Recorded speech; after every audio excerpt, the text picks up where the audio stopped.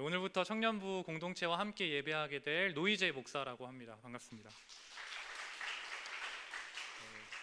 귀한 청년 공동체와 함께함이 개인적으로 너무나 큰 기쁨입니다. 누구나 그렇듯 첫 만남은 다 어색한 거 맞죠? 이렇게 지금처럼 첫 만남은 다 어색한데 서로 다른 점들로 인해서 불편함을 겪을 수도 있고 우리가 또 어려운 점들이 있을 수 있지만 우리 청년 공동체에 함께 호흡하면서 또 함께 예배하면서 점점 한 주 한 주 또 하나 되어 나아가는 저와 여러분이 되었으면 좋겠습니다. 아멘이시죠? 네. 네, 우리의 인생에는 두렵고 긴장되는 처음이라는 순간이 수없이 많이 있습니다. 개인적으로 저는 오늘이 그렇겠죠? 네, 교회 처음 와가지고 처음 성도들과 인사를 나누고 처음 우리 청년부와 함께 예배하는 이 순간이 지금 굉장히 긴장되고 떨린다는 말을 여러분께 드리고 있는 거예요. 네. 그런데 우리가 사실 생각을 해보면 우리는 모두 아침에 일어나서 오늘이라는 처음을 다 맞이합니다. 똑같이 눈을 뜨고 똑같은 일상의 반복이라고 누군가는 말할 수도 있지만 실제로 똑같은 하루를 보내는 사람은 단 한 사람도 없습니다. 그렇죠? 매일 같은 지하철, 매일 같은 버스를 타더라도 내 옆에 앉은 사람이 다르기도 하고요. 옆에 스쳐 지나가는 사람이 다르고 오늘 기사님과 내일 기사님이 또 다를 수 있습니다. 학교에서는 진도를 매일 나가니까 매일 다른 걸 배우지 않습니까? 또 직장에서는 처음 보는 고객이 있을 수도 있고요. 처음 보는 사람과 거래를 할 수도 있습니다. 직장에서는 이들을 어떻게 내가 설득해서 거래를 트고 또 내 상품을 판매하고 할 수 있을지 날마다 두렵고 떨리는 마음을 가지는 것이 이 직장인들의 삶입니다. 많은 청년들이 깊이 고민하면서 이력서를 막 작성하고 또 면접장에 나아가서 처음 보는 면접관들과 대화를 나누기도 합니다. 너무나 떨리는 순간이지 않습니까? 저는 목사님하고 이제 면접 보는데 너무 떨리더라고요. 네. 물론 이렇게 항상 두렵고 떨리는 순간만 있는 것은 아닙니다. 소개팅 상대와의 첫 만남 너무 좋죠. 너무 좋죠. 첫 차를 구입하는 그날 또는 첫 해외여행, 아이유 첫 콘서트, 첫 직관 이런 거 너무 행복하잖아요. 기분 좋은 처음도 물론 있긴 마련입니다. 우리는 그렇게 매일 두렵고 떨리는 처음 또는 기대되고 신나는 처음을 맞이하고 살아간다라는 것이죠. 특별히 오늘 우리가 함께 나눌 말씀에는 정말로 두렵고 떨리는 처음을 맞이하는 한 사람을 소개하고 있습니다. 민족의 위대한 지도자였고 하나님의 계시를 받아 출애굽을 이뤄낸 장본인인 모세의 후계자 여호수아의 이야기입니다. 오늘 여호수아의 처음을 우리 함께 묵상하며 우리가 앞으로 맞이하게 될 수많은 처음들, 그 떨리는 처음을 어떻게 우리가 하나님의 은혜로 채워 나아갈지 발견하는 은혜가 있기를 간절히 소망합니다. 여러분 혹시 여호수아를 생각할 때 처음으로 떠오르는 이미지가 있으십니까? 지금 한번 생각해 보세요. 내가 여호수아라는 인물을 생각해 봤을 때 우리 주일학교 때부터 여호수아 자주 들었잖아요. 그렇죠? 개인적으로 저는 여호수아를 생각하면 젊고 유능한 지휘관 같은 느낌이 듭니다. 약간 그렇잖아요. 전장에서 막 앞서 싸우는 그런 유능한 지휘관, 용맹하고 멋지고 스마트한 느낌이 있다라는 거죠. 여호수아는 약간 그런 느낌이에요. 약간 모세 생각하면 할아버지 같은 느낌이 들잖아요. 막 지팡이 들고 다니고. 그런데 여호수아는 젊은 그 지휘관의 느낌이 든다라는 거죠. 근데 오늘 여호수아의 본문, 여호수아의 시작은 사실 그 이미지처럼 멋지거나 스마트하진 않은 것 같아요. 오히려 오늘 이 여호수아가 너무 안쓰럽게 보여지는 순간입니다. 본문은 그 전임자였던 모세의 죽음을 소개하는 것으로 시작하고 있습니다. 이스라엘 민족에게 있어서 이 모세의 죽음이라 함은 굉장히 충격적인 사건입니다. 우리가 성경을 한 페이지 앞으로 넘겨서 신명기 34장을 보시면 7절의 말씀에 모세의 마지막을 이렇게 묘사하고 있습니다. 모세의 죽을 때 나이 120세나 그 눈이 흐리지 아니하였고 기력이 쇠하지 아니하였더라. 네, 모세가 죽을 때의 모습을 묘사하는데, 모세가 나이가 많아서 막 무기력한 상태이거나 그의 눈이 흐려져 가지고 이제 사리를 분별하는데 좀 문제가 있는, 흐트러짐이 있는 그런 상태가 아니었다라는 것이죠. 모세는 여전히 강건하고 여전히 사리 분별이 정확한 지도자였습니다. 그런데 그런 모세가 약속의 땅을 눈앞에 두고 그 땅을 바라보면서 죽음을 맞이한 거예요. 이제 모세를 따라서 40년의 광야길을 걸어왔던 이스라엘 백성들에게는 청천벽력 같은 소식이 아닐 수 없습니다. 사실 모세를 딱 봤을 때 지금 돌아가실 것 같진 않았거든요. 아직도 창창하고 여전히 우리에게 남은 사명이 있을 것 같았거든요. 그런데 모세는 자신의 마지막 설교를 마치고 죽음을 맞이하는 거죠. 이들의 출애굽은 아직 끝난 것이 아닌데 지금 광야의 그 40년 생활보다 어떻게 보면 더 고단하고 더 치열한 그 가나안 땅 정복 전쟁이 여전히 그들에게 남겨져 있는데 지도자가 없어지는 상황입니다. 여러분, 모세가 어떤 사람입니까? 그는 전후무후한 지도자였습니다. 애굽의 왕자 교육을 받았고요. 40년간 광야 생활로 인해서 그 광야에 정통한 광야 전문가였습니다. 그리고 가장 중요한 것은 그가 여호와 하나님의 종으로서 이스라엘 백성을 애굽에서 구출한 민족의 영웅이었다라는 것입니다. 모세는 10가지의 끔찍한 재앙을 통해서 바로, 당대의 가장 큰 권력자인 바로에게 대항했고 심지어 바로를 항복시킨 사람이었습니다.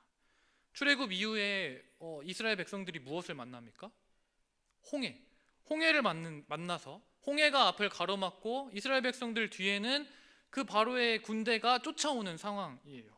그 군대가 쫓아오는 상황에 모세가 어떻게 말하냐면 출애굽기 14장 13절과 14절의 말씀입니다. 제가 읽어드리겠습니다. 너희는 두려워하지 말고 가만히 서서 여호와께서 오늘 너희를 위하여 행하시는 구원을 보라. 너희가 오늘 본 애굽 사람을 영원히 다시 보지 아니하리라. 여호와께서 너희를 위하여 싸우시리니 너희는 가만히 있을지니라. 아멘. 민족이 지금 몰살당할 위기에 처해 있는데 모세는 의연하게 아무렇지도 않게 하나님의 구원을 바라보는 믿음의 사람이었습니다. 광야에 먹을 것이 없을 때 하늘에 만나를 내리는 사람이었고요. 백성이 목마르다라고 아우성칠 때에는 반석에서 물을 내는 사람이었습니다. 불뱀에 물려 죽어갈 때 놋뱀을 들어서 백성을 구원한 구원자였습니다. 신명기 마지막에서 모세에 대해 이렇게 증언합니다. 그 후에는 이스라엘에 모세와 같은 선지자가 일어나지 못하였나니 모세는 여호와께서 대면하여 아시던 자요 여호와께서 그를 애굽 땅에 보내사 바로와 그의 모든 신하와 그의 온 땅의 모든 이적과 기사와 모든 큰 권능과 위엄을 행하게 하심에 온 이스라엘의 목전에서 그것을 행한 자이더라. 이스라엘의 모세와 같은 선지자가 다시는 일어날 수 없다라고 말하기까지 하는 위대한 지도자였다라는 거죠. 그런데 사실상 가장 중요한 시점, 가장 중요한 순간에 약속의 땅을 눈앞에 둔 그 시점에서 모세가 사라져 버리는 거예요. 백성들이 어떻겠습니까? 너무나 크게 당황한 거죠. 우리 이제 어떡하지? 우리 이제 끝났다. 이 요단강이 앞에 있는데 우리 이제 어떡하지? 눈앞이 캄캄했을 것입니다. 이 백성들의 황당함을 여러분 한번 기억해 보셨으면 좋겠어요. 그런데 이 이스라엘 온 백성들 중에 가장 마음이 어렵고 가장 힘들고 가장 뭔가 황당했던 사람이 있다면 누구겠습니까? 여호수아. 제 생각에는 그 모세의 후계자였던 여호수아가 가장 마음이 어려웠을 것 같아요. 물론 아버지처럼 믿고 따랐던 모세가 죽었다는 사실에 슬퍼하고 힘들어하는 것도 있었겠지만 여호수아의 마음에 그 짓누르는 것은 지금까지 모세가 책임지고 모세가 이끌어왔던 이스라엘 백성들입니다. 이제는 모세가 아니라 여호수아, 내가 이 백성들 이끌어야 되는구나. 이 압박감이 여호수아를 짓누르는 거죠. 하루아침에 수백만 명의 백성의 지도자가 된다는 것, 얼마나 큰 부담감이겠습니까? 특별히 후임자에게 있어서 가장 어려운 순간이 이런 순간일 것 같아요. 압도적인 실력의 전임자의 뒤를 잇는 후임자, 이런 순간이 너무 어려운 거죠. 제가 이제 그렇게 생기진 않았지만 장교로 군대를 갔다 왔거든요. 예, 군대 안 갔다 온 것처럼 생겼는데 장교로 군대를 갔다 왔어요. 보통 이제 처음 군대에 소대장으로 배치를 받는데 저에게도 이제 전임자가 있지 않겠습니까? 그런데 매우 안타깝게도 제 전임자는 육사 출신의 굉장히 엘리트 장교였어요. 저는 학사 나부랭이였거든요. 육사라고 모두 잘하는 건 아니겠지만 그래도 이 선배가 확실히 에이스였어요. 왜냐하면 임관 성적이 보면은 2등이었어요.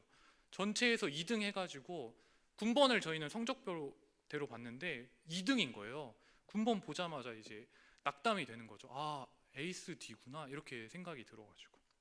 그리고 이 선배가 또 육사라고 뭐 다 잘하는 건 아니라고 생각했는데 실제로 잘해서 이제 뭐 대통령상 뭐 이런 상도 엄청 많이 받고, 그리고 이제 너무 잘하다 보니까 바로 2년 차에 사단장의 전속 부관으로 이제 가게 되는 거죠. 저는 그 뒤를 이제 소대장으로 가게 되는 거고, 전임자가 좀 적당히 하는 사람이면 제 입장에서 좀 편하지 않겠습니까? 네, 소대를 이끄는데 전임자는 엄청 잘했는데 쟤는 왜 저러지? 이런 소리 안 들으면 좋잖아요. 아무래도 임무 수행하기 쉽지 않은 상황이었던 것 같아요. 저의 경우에도 여호수아만큼은 아니겠지만 썩 유쾌한 상황은 아니었다라는 거죠. 그래도 임무 수행 열심히 해가지고 전역했습니다. 무사하게. 네. 지금 여호수아의 상황이 어떻습니까? 그의 전임자는 무려 여호와의 종이라고 모두가 인정하는, 성경에서 고백하는 모세였습니다. 여호수아는 차원이 다른 압박감을 느끼고 있을 것입니다. 지금까지 모세가 이룬 모든 업적들이 지금까지는 그 모세의 모든 업적이 나의 표대가 되고 저렇게 따라가면 되겠구나라고 생각하며 왔지만 이제는 그 모세가 이룬 모든 기적들, 업적들이 나에게 압박이 되는 거죠. 나를 짓누르는 그러한 고난이 되는 것입니다. 제가 여호수아였다면 저는 이 임무를 맡지 않겠다고 도망갔을 것 같아요. 광야에서 뭐 도망가면 뭐 어떻게든 되지 않겠습니까? 이런 생각하면서. 그런데 그렇게 두렵고 떨리는 여호수아 가운데 찾아오신 분이 한 분 계십니다. 여호와께서 눈의 아들 여호수아를 찾아오셨고 그에게 이렇게 명령하시는 것입니다. 이제 너는 모든 백성과 더불어 일어나 이 요단을 건너 내가 그들 곧 이스라엘 자손에게 주는 그 땅으로 가라. 이 명령은 하나님께서 모세에게 먼저 줄기차게 하셨던 말씀과 동일한 내용입니다. 출애굽기 33장 1절에서 이렇게 말합니다. 너는 내가 애굽 땅에서 인도하여 낸 백성과 함께 여기를 떠나서 내가 아브라함과 이삭과 야곱에게 맹세하여 네 자손에게 주기로 한 그 땅으로 올라가라. 모세에게 하셨던 그 명령을 이제는 여호수아에게 동일하게 하시는 거예요. 그 두려움에 떨고 있는 여호수아에게 또 하나님께서는 이 명령과 함께 가장 필요한 위로의 말씀도 전하십니다. 우리 5절의 말씀을 함께 읽겠습니다. 5절의 말씀 시작. 내 평생에 너를 능히 대적할 자가 없으리니 내가 모세와 함께 있었던 것 같이 너와 함께 있을 것임이니라. 내가 너를 떠나지 아니하며 버리지 아니하리니 강하고 담대하라. 아멘. 모세와 똑같은 명령을 주시면서 그와 더불어 그에게 정말 큰 위로의 메시지를 함께 주시는 것입니다. 하나님께서는 지금 여호수아의 그 두렵고 떨리는 마음을 그 누구보다 잘 알고 계신다라는 거죠. 어떤 수천 수백 마디의 말보다 여호수아의 마음을 감동시키고 그의 마음을 위로하는 힘이 되는 말씀은 내가 모세와 함께 있었던 것처럼 너와 함께 있을 것이다 라는 그 말씀입니다. 저는 개인적으로 이 말씀을 이렇게 해석합니다. 너희가 위대한 지도자라고 여겼던 그 모세가 행했던 모든 기적들, 모든 이적들, 모든 행한 일들은 결국 모세가 아니라 누가 행한 것이다? 내가 행한 거다. 모세가 행한 게 아니라 나 여호와 하나님이 행한 것이다.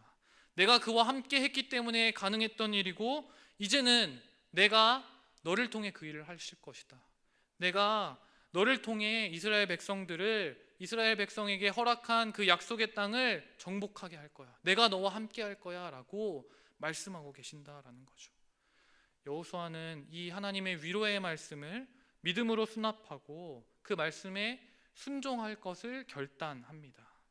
그리고 결단한 여호수아에게 주어지는 책무는 이것이었습니다. 8절의 말씀 함께 읽겠습니다. 시작. 이 율법책을 내 입에서 떠나지 말게 하며 주야로 그것을 묵상하여 그 안에 기록된 대로 다 지켜 행하라. 그리하면 내 길이 평탄하게 될 것이며 내가 형통하리라. 아멘. 언약에 신실하신 하나님께서 여호수아의 길을 형통하게 하시겠다 말씀하시며 그에게 내민 조건은 이것이었습니다. 하나님의 말씀을 주야로 묵상하고 그 기록된 대로 그 말씀을 따라 행할 것. 사랑하는 여러분, 오늘 이 말씀이 우리에게도 동일하게 적용되는 하나님의 말씀인 줄 믿습니다. 두려움 가운데 있으십니까? 혹시 어려운 중에 있습니까? 우리가 어디로 나아가야 할지 혼란스럽고 어디로 나아가야 할지 모르는 상황 가운데 있으십니까? 바라기는 오직 여호와의 말씀을 묵상하고 그 말씀에 순종하는 삶으로 우리가 나아가게 되길 간절히 소망합니다. 그때에 언약에 신실하신 하나님께서 우리에게 형통의 길을 여시겠다 약속하시는 것입니다. 이 하나님의 약속에 힘을 얻은 여호수아 이스라엘 백성들을 향해서 진짜로 나아갑니다. 두렵고 떨리지만 이스라엘 백성 너무나 무섭고 힘들지만 이제 그들과 함께 일어나 요단을 건널 준비를 하는 것이죠. 하나님께서는 상상할 수 없이 어려운 임무를 앞에 둔 여호수아의 마음을 너무나 잘 알고 계십니다. 그런 여호수아를 위해 5절과 9절 두 번씩이나 내가 너와 함께 한다라고 반복해서 강조하고 그를 위로하고 계시는 것이죠. 주 안에서 사랑하는 여러분, 삶에 두렵고 떨리는 모든 순간순간마다 이러한 하나님의 강력한 위로가 우리 가운데 있기를 간절히 소망합니다. 우리가 새로운 하루를 시작하며 또 학업과 취업의 문제, 인간관계의 복잡한 문제들, 우리 일터에서 풀리지 않는 문제들과 같이 여러 가지 형태의 난관에 부딪혔을 때 하나님의 음성을 청취하는 우리가 됐으면 좋겠습니다. 내가 너와 함께 한다. 내가 너의 하나님이다. 라는 하나님의 위로의 말씀이 우리를 다시 서게 하는 것입니다. 강하고 담대하라. 두려워하지 말며 놀라지 말라. 내가 어디로 가든지 내 하나님 여호와가 너와 함께 하느니라. 이 말씀이 우리 안에 우리의 하루하루 날마다 들려지기를 간절히 소망합니다. 여기서 더욱더 놀라운 사실은 하나님의 위로는 우리가 일상적으로 서로 나누는 그러한 위로의 말과는 차원이 다른 위로라는 것입니다. 하나님의 위로는 우리의 상황을 반전시키고 우리의 문제를 해결하고 상처를 꿰매는 회복시키는 능력이 있는 그러한 위로입니다. 지금 여호수아가 직면하고 있는 문제가 무엇입니까? 여러 가지 문제가 있었겠지만 크게 두 가지가 있는 것 같아요. 먼저는 첫 번째 내부의 문제입니다. 이스라엘 내부의 문제인 거죠. 지금까지 여호수아가 광야길을 걸어오면서 쭉 지켜보았던 그리고 여러분들이 성경을 통해 보고 있는 이스라엘 백성들 어떤 민족입니까, 여러분? 제가 본 이스라엘 백성들은 사실 불순종의 민족입니다. 40년 광야 생활 가운데 이들은 계속해서 불순종을 해왔어요. 출애굽해서 자유민이 되었는데 이들이 무엇이라고 말하냐면 먹을 것이 없다라고 말해요. 또 물이 없다라고 투정합니다. 그러면서 내가 노예였던 그 시절을 그리워하기까지 합니다. 하나님이 내리신 만나, 먹을 것이 없다고 하니까 하나님께서 만나를 내리셨어요. 만나를 내리셨는데 이제는 그게 지겹다라고 말합니다. 고기 먹고 싶다는 거예요. 모세가 시내산에 올랐을 때 어땠습니까? 40일을 기다리지 못하고 그들은 금송아지 우상을 새겼습니다. 여호수아의 첫 번째 문제는 이 어리석은 백성, 이 불순종의 백성들을 내가 온전히 책임질 수 있을까? 내가 이 불순종의 백성들을 모세처럼 그 선배님처럼 내가 잘할 수 있을까? 라는 문제였어요. 또 하나 두 번째 문제는 외부적인 문제였습니다. 눈앞에 있는 요단강, 이 큰 문제였죠. 전쟁에 있어서 우리가 고려해야 할 매우 중요한 요소 중 하나가 바로 지형입니다. 그 강이라는 것은 천연 장애물이지 않습니까? 공격자의 입장에서는 매우 불안한 요소이죠. 요단강을 건널 때 이제 폭이 사실 그렇게 넓진 않은데 우기에는 상황이 조금 달라지거든요. 여호수아 3장 15절의 말씀에 보면 이스라엘 백성들이 이 요단을 건너가야 할 시기를 말해줍니다. 요단이 곡식 거두는 시기에는 항상 언덕에 넘치더라. 이들은 강이 범람하는 시기에 요단을 건너야 했습니다. 이스라엘 북쪽의 헬몬산에 있는 빙하가 녹아내려서 강물이 매우 빠르고 차갑게 흐르는 시기입니다. 요단강을 건너기에 도하하기에는 최악의 시기인 거죠. 큰 위험을 감수하면서 이 요단을 건넜다가는 그 앞에 있는 가나안 토착민들이 이들을 언제 공격할지 모르는 위험천만한 상황이라는 것입니다. 두 가지 문제가 있는 것입니다. 내부의 문제, 이 이스라엘 백성들을 내가 잘 이끌 수 있을까? 두 번째, 이 요단강 잘 건널 수 있을까? 이 두 가지 문제 앞에서 여호수아는 하나님의 말씀을 붙잡았고 신뢰함으로 나아갈 것을 결단합니다. 여호와 하나님 분명히 살아계시기에 나와 함께 역사하는 분이시기에 일어나 가라라는 그 말씀에 순종하고 나아갑니다. 강하고 담대하게 두려워하지 않고 요단을 건널 준비를 차곡차곡 합니다. 그리고 이때 그들이 여호수아가 하나님의 말씀에 순종할 때에 정말로 하나님의 일하심을 경험하게 되는 것을 볼 수 있습니다. 내가 지금까지 경험해왔던 이스라엘 백성과는 전혀 다른 모습이 보여지는 거죠. 이스라엘 백성들이 여호수아의 명령에 이렇게 응답합니다. 우리 읽진 않았지만 16절과 17절의 말씀인데요, 함께 크게 읽겠습니다. 시작. 그들이 여호수아에게 대답하여 이르되 당신이 우리에게 명령하신 것은 우리가 다 행할 것이요 당신이 우리를 보내시는 곳에는 우리가 가리이다. 우리는 범사에 모세에게 순종한 것 같이 당신에게 순종하려니와 오직 당신의 하나님 여호와께서 모세와 함께 계시던 것 같이 당신과 함께 계시기를 원하나이다. 아멘. 하나님은 자신의 살아계심을 스스로 일하심을 통해 온전히 드러내시는 것입니다. 여호수아의 첫 번째 고민거리, 이스라엘 백성들, 완악한 백성들, 불순종의 백성들 아닙니까? 이들을 내가 어떻게 잘 이끌 수 있을까 밤새 고민하면서 싸웠는데, 그런 불순종의 백성들이 이제 여호수아에게 먼저 나와서 이렇게 말하는 것입니다. 내가 당신의 힘이 될 것입니다. 사실 지금 여호수아에게 응답하고 있는 지금 이 백성들, 르우벤 지파, 갓 지파, 므낫세의 절반은 이 요단을 건너지 않아도 되는 사람들입니다. 요단의 동쪽에 자신의 분깃이 있는 사람들이었거든요. 하지만 이들은 여호수아의 순종을 바라보면서 그 여호수아에게 나도 하나님의 말씀에 순종하여 당신에게 순종하겠습니다 라고 위로의 말씀을 건네는 것입니다. 놀라운 것은 이 백성들의 고백 안에도 하나님이 하신, 여호수아에게 하신 위로의 말씀과 동일한 말씀이 등장한다라는 것입니다. 우리가 모세에게 순종했던 것처럼 당신에게 순종할 것입니다. 당신의 하나님 여호와께서 모세와 함께 하셨던 것처럼 당신과도 함께 하시기를 우리가 원합니다라는 것입니다. 여호수아에게 가장 위로가 되는 말씀, 모세에게 함께 하셨던 것처럼 당신에게도 함께 하실 것입니다.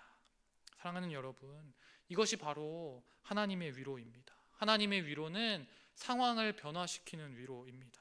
문제를 해결하는 위로입니다. 여호수아는 이제 이스라엘 백성들을 통해 하나님의 얼굴을 바라보게 되는 겁니다. 나는 아무것도 한 것 없고 나는 그저 여호와의 말씀에 순종하였을 뿐인데 하나님은 나의 상황을 온전히 변화시키시는 것입니다. 혹시 누구에게도 말할 수 없는 아픔과 또 해결할 수 없는 문제들로 무너져 있으십니까? 바라기는 오늘 여호수아에게 임한 하나님의 위로가 지쳐 쓰러져가는 우리의 삶 가운데 동일하게 임하기를 간절히 소망합니다. 여호수아의 두 번째 문제 무엇입니까? 범람한 요단강. 이것은 외부의 문제였습니다. 수백만 명의 목숨을 걸고 강을 건너야 하는 일입니다. 언제 적들이 우리를 공격할지 모르는 절체절명의 순간에 하나님의 일하심을 경험한 여호수아는 이 문제를 어떻게 돌파합니까? 여호수아 3장 6절의 말씀 제가 읽어드리겠습니다. 여호수아가 또 제사장들에게 말하여 이르되 언약궤를 메고 백성에 앞서 건너라 하매 곧 언약궤를 메고 백성에 앞서 나아가니라. 이제 하나님의 일하심을 경험한 여호수아가 이 두 번째 문제를 해결하는 방법은 우리의 모든 문제 앞에 하나님이 앞장서게 하는 것이었습니다. 하나님의 언약궤를 맨 제사장들이 요단을 향해 나아갔고요. 이스라엘 백성들은 그 언약궤를 천천히 따라가게 됩니다. 언약궤가 요단 앞에 섰고 제사장들의 발이 요단에 잠기자 넘치게 흐르고 있던 범람했던 그 요단강 물이 한 곳에 쌓이기 시작합니다. 3장 17절 말씀을 우리 함께 읽겠습니다. 시작. 여호와의 언약궤를 맨 제사장들은 요단 가운데 마른 땅에 굳게 섰고 그 모든 백성이 요단을 건너기를 마칠 때까지 모든 이스라엘은 그 마른 땅으로 건너갔더라. 아멘. 도저히 해결할 수 없을 것 같았던 문제 앞에서 하나님의 말씀, 하나님이 앞장설 때에 이 백성들은 물 한 방울 발에 묻히지 않고 그 문제의 요단을 쉽게 건너게 되는 것입니다. 모세에게 순종했던 것처럼 여호수아에게도 내가 순종하겠습니다 라고 고백했던 이 이스라엘 백성들, 어떤 생각을 하며 요단을 건넜겠습니까? 어떤 생각했을까요? 여러분들 이 이스라엘 백성이라고 생각해 보세요. 내가 모세에게 순종했던 것처럼 여호수아에게도 순종하겠습니다 하고 결단하고 말씀에 순종하여 요단강을 건너고 있는 그 시간을 생각해 보십시오. 요단강 물이 내 벽이 되어서 내 앞에 멈춰 있습니다. 그들은 이런 생각을 했을 것 같아요. 그들의 아버지로부터, 그들의 어머니로부터 너무 많이 들어왔던, 귀에 딱지가 앉을 만큼 들어왔던 그 홍해를 건넜던 기적, 그 기적을 이 출애굽 2세대들이 오늘 경험하게 되는 것입니다. 이들은 그 아버지가 우리는 모세가 손을 펼치자 지팡이를 홍해 앞에 대자 물이 갈라졌어. 우리는 그 물을 건넜어. 그리고 뒤에 따라왔던 그 철병거들은 그 물에 잠기었어 라고 날마다 자랑하듯이 말해왔던 그 아버지의 경험, 아버지의 어머니의 경험을 오늘 이들이 온전히 경험하게 되는 것입니다. 커다란 문제를 통해 이들은 하나님의 살아계심, 하나님의 일하심을 경험하게 되는 것이죠. 여호수아에게 그 감동은 더 절실할 것입니다. 모세와 함께 하시겠다 하셨던 것처럼 나와 함께 하시겠다 말씀하신 그 하나님의 약속이 정말로 나에게 이루어지는데 어떻게 이루어지냐면 모세가 홍해를 건넜던 것처럼 지금 내가 요단을 건너게 되는 거예요. 하나님 정말 나와 함께 하시는 거는, 하나님 정말 그 말씀대로 모세와 함께 하셨던 것처럼 나와 함께 하시는구나 라고 그가 경험하게 되는 것입니다. 사랑하는 여러분, 우리의 삶은 어떻습니까? 모든 것이 처음인 일 투성이고 당장 내일의 삶을 우리가 어떻게 살아가야 할지 모를 때 많은 것이 우리의 인생입니다. 특별히 청년의 때는 더 그런 것 같습니다. 물론 어린 아이들에게도 나름 고민이 있을 것이고 청년들 취업과 결혼, 또 미래에 대한 불안감, 치열한 삶의 현장들 모든 것이 문제인 시절 아닙니까? 매일의 삶이 두려움의 연속이고 불안 속에 잠을 이루지 못할 때가 많이 있는 것 같습니다. 하지만 사랑하는 성도 여러분, 수많은 문제들이 우리를 괴롭고 두렵게 할 때마다 우리가 이 말씀을 기억하기를 간절히 소망합니다. 하나님께서 여호수아에게 약속하셨던 것처럼 우리에게도 이 위로의 말씀을 오늘 전하시는 것입니다. 두려워하지 말라, 놀라지 말라. 내가 너의 하나님이다. 내가 너와 함께 할 것이다. 강하고 담대하라.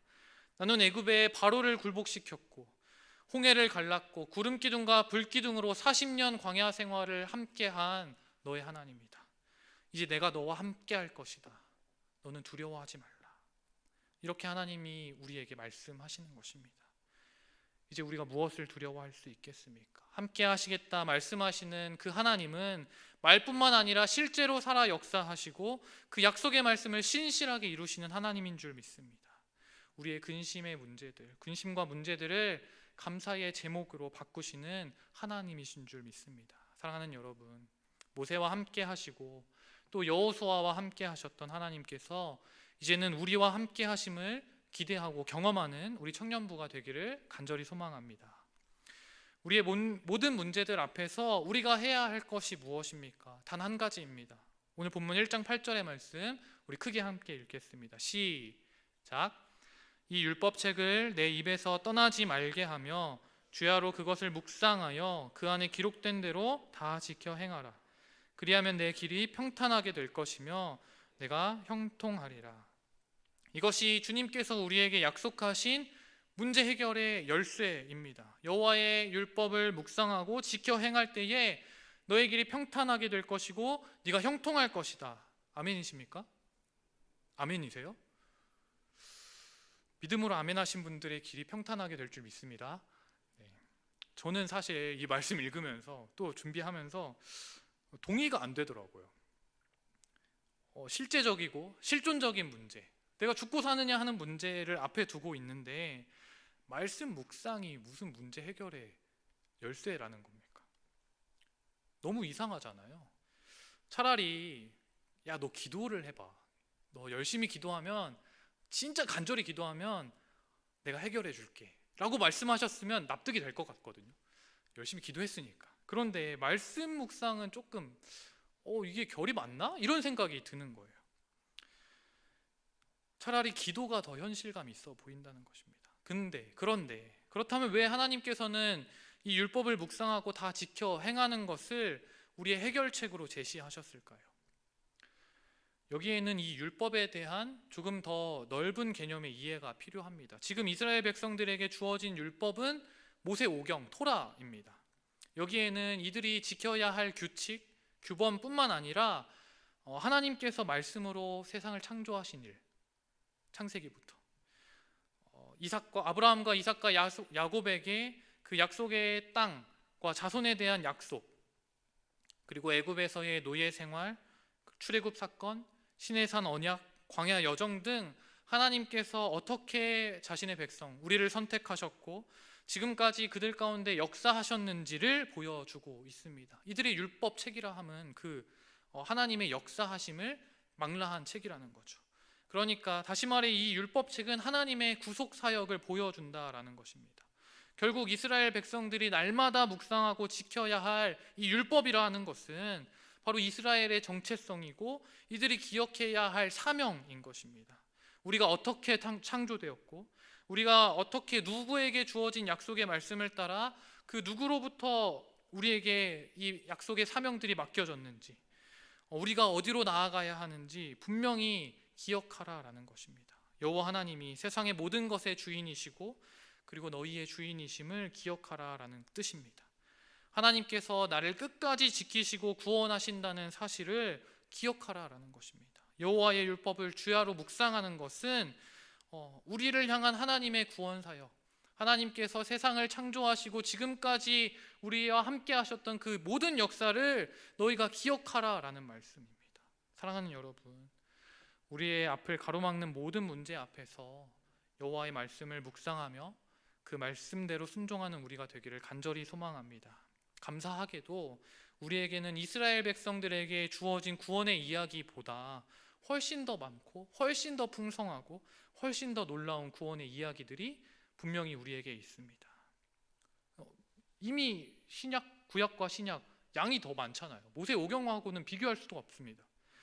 그리고 특별히 신약에서는 완전하신 하나님이신 예수께서 저와 여러분들을 위해 이 땅에 오셔서 모든 죄를 짊어지시고 십자가에 자신을 내던지셨다라는 이 사건의 기록이 우리 안에 있습니다. 우리와 함께 하시기 위해 예수께서 이 땅에 오셨다라는 구원 역사가 이 말씀 안에 있다라는 거죠. 무엇보다 놀라운 구원의 사건 아닙니까? 여러분의 문제들보다 훨씬 놀라운 구원의 사건 아닙니까? 우리는 이 놀라운 구원의 당사자라는 것입니다. 여러분 앞에 크고 작은 문제들이 있다면 말씀을 통해 이미 우리를 구원하신 하나님 예수 그리스도를 바라보기를 간절히 소망합니다. 우리의 문제와는 비교할 수도 없이 크신 하나님을 발견하게 될 것입니다. 말씀으로 세상을 창조하시고 바로를 무너뜨리시고 홍해를 가르시고 구름 기둥과 불 기둥으로 우리의 광야 여정을 인도하신 분, 그 능력의 하나님께서 우리 앞에 있는 요단을 가르시고 우리가 그 문제들을 마른 땅으로 걸어가게 하실 것입니다. 우리의 모든 길을 평탄하게 하실 것이고 우리에게 반드시 약속의 땅을 허락하실 것입니다. 우리 모두 믿음의 눈을 들어 말씀에 순종함으로 하나님의 일하심, 하나님의 영광을 바라보게 되기를 간절히 소망합니다.